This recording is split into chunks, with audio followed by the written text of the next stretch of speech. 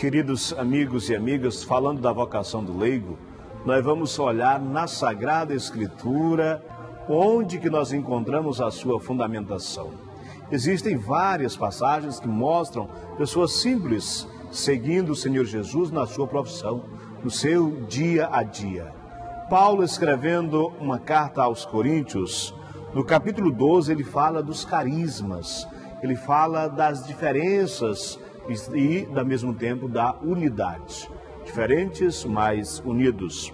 De São Paulo, assim como o corpo é um só e tem muitos membros, e todos os membros do corpo, embora sejam diferentes, formam um só corpo, assim também acontece com Cristo. Todos nós, judeus ou gregos, escravos ou livres, homens ou mulheres, fomos batizados num só Espírito para sermos um só corpo, para sermos um só corpo e bebermos de um mesmo e único Espírito. Diz São Paulo no capítulo 12, versículo 14, de fato, o corpo não se compõe de um só membro, mas de muitos. Se o pé disser, como eu não sou mão, então não pertenço ao corpo, nem por isso deixará de fazer parte do corpo. E se a orelha disser, como eu não sou olho, então não pertenço ao corpo, nem por isso deixará de fazer parte do corpo, diz São Paulo. Se o corpo todo fosse olho, onde estaria o ouvido? Se todo ele fosse ouvido, onde estaria o olfato? Deus é quem dispõe cada um dos membros do corpo tal como ele quis. Se todos fossem um só membro, onde estaria o corpo? Portanto, os membros são muitos, mas formam um só corpo. Aqui está a beleza da igreja. Existem alguns chamados para exercer uma função, mas nenhum se torna melhor do que ninguém. Somos todos iguais, chamados a viver o mesmo evangelho na unidade. O olho não pode dizer à mão, não preciso de você. Nem a cabeça, por sua vez, pode dizer aos pés, não preciso de vocês. Pelo contrário, diz São Paulo, e aqui é muito interessante a sabedoria bíblica. São Paulo escrevendo aos Coríntios, os membros do corpo que parecem mais fracos são os mais necessários. E aqueles membros do corpo que parecem menos dignos de honra são os que cercamos de maior honra. E os membros menos decentes nós tratamos com muita decência, pois os que são decentes não precisam disso. Deus, porém, compôs o corpo dando maior honra ao membro que tinha falta dela.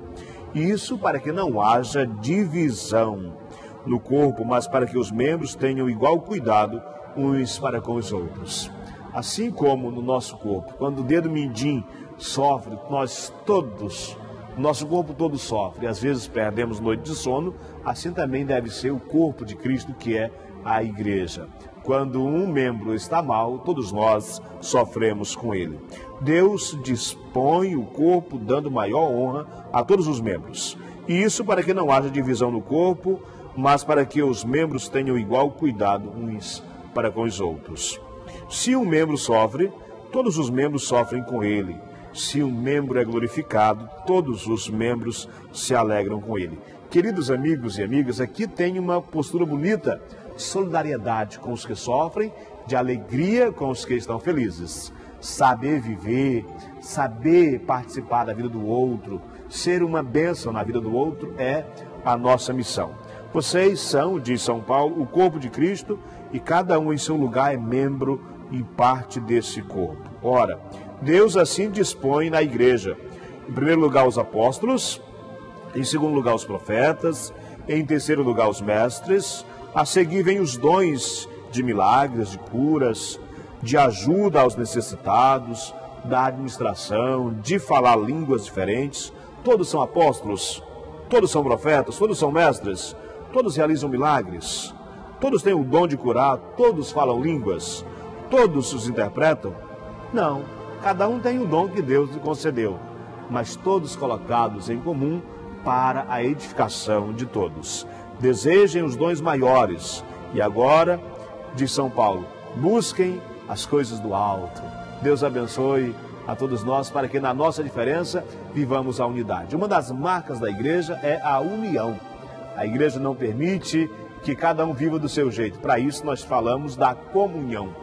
na diferença, chamados a viver unidos.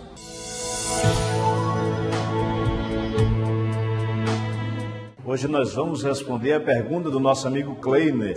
Ele perguntou: padre, quantos são e quais são os sacramentos? Olá, Kleiner. Eu tenho mostrado nos programas anteriores, inclusive, que os sacramentos são 7 na igreja. Esses sacramentos se dividem em 3 blocos. Os 3 primeiros sacramentos são chamados sacramentos da iniciação à vida cristã: o batismo, a Eucaristia e a Crisma. Depois nós temos 2 sacramentos chamados sacramentos da cura: a unção dos enfermos e o sacramento da reconciliação ou penitência ou confissão.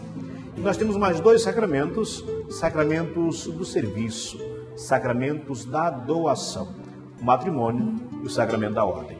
Os sacramentos são os sinais visíveis da graça invisível de Deus. São sinais que nos fazem ver a ação de Deus. Nós estamos aqui, por exemplo, num sacrário, diante de um sacrário. Aqui está a hóstia consagrada. O padre consagrou na missa, distribuiu para os fiéis, comungaram, e depois aquilo que não foi consumido, então foi guardado no sacrário. Daqui se tira para levar para os doentes, para as pessoas que não conseguem mais vir à igreja, para a adoração dos fiéis, e na próxima missa também pode ser colocado para ser distribuído outra vez. Um dos sacramentos é a Eucaristia. Mas são esses 7 que eu falei.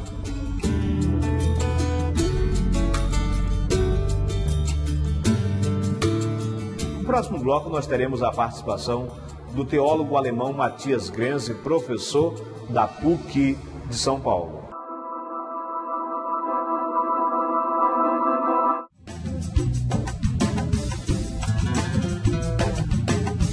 Rádio Caiari, há 50 anos no coração da gente. A Rádio Caiari, criada para levar a evangelização através das ondas do rádio a todas as famílias porto-velhenses. E a Rádio Caiari apoia o show da Misericórdia, que acontece dia 5 de agosto, em benefício do Hospital Santa Marcelina, com 3 atrações nacionais: Anjo de Resgate, Adoração e Vida e Padre Juarez de Castro. O evento acontece na Talismã 21, a partir das 19 horas. Contamos com a sua presença. O povo de Deus é o principal para que esse evento aconteça.